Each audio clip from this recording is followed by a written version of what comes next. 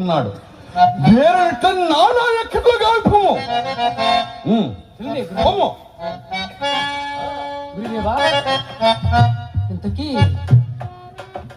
ఈ చక్రవర్తి మనకి ఇవ్వవలసిన రొక్కము ఎంత అని సందేహించుచున్నాను. నక్షత్రగా హరిశ్చంద్ర చక్రవర్తి మనకి ఇవ్వాల్సిన ధనం ఎంత కదా నీ సందేహము? అతడు మనకి ఇవ్వాల్సిన ధనము ఆకాశంలో నక్షత్రములన్నీను ఈ భూమిపై ఉన్న స్క్రీనములన్నీను ఈ రెండింటినీ గణింపగా వచ్చిన లబ్ధమే హరిశ్చంద్ర చక్రవర్తి మనకి ఇవ్వాల్సిన ధనం. అతడు నిరంతరము మనకి ఇచ్చుతూనే ఉండవలేను, అది మనం పుచ్చుకులుతూనే ఉండవలేను, ఇంకప్పు తీరకగానే ఉండవల. నక్షత్రగా ఇందులో కొలుచుడుగా గాని లెక్కించుడు గాని సాధ్యము గాని పరిమాణము నేను ఇదివరకే నియమించి నీ శ్రద్ధ కలిగి ఉప్పు. నక్షత్రగా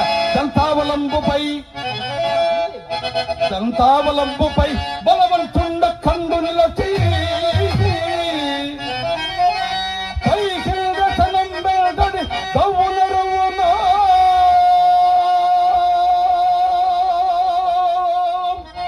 నక్షత్రగా అందు ఒక యథార్థం ఉన్నది. అట్లు పైకి నువ్వున్న రత్నము నా తపశక్తి ప్రభావం చే ఆకాశంలో స్తంభింపజేయగలను.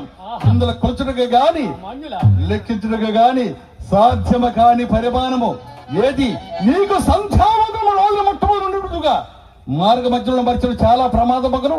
ఒక్కసారి నెమరవేయము. నక్షత్ర